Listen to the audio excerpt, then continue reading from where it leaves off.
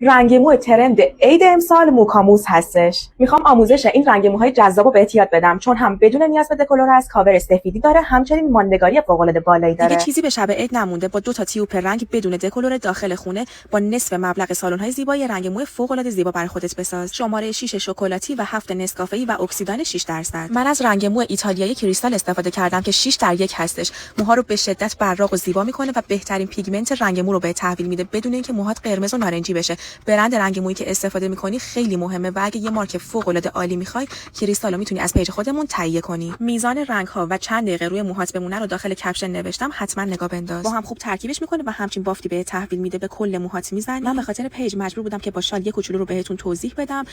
با حوصله به تار موهاتون میزنید و بعد از 40 دقیقه شستشو میدید. اینم انتهای رنگ موکاموس ترند امسال هستش که رنگ مو کریستال خیلی کمک کرد که موهای من خیلی شاداب و زیبا بشه.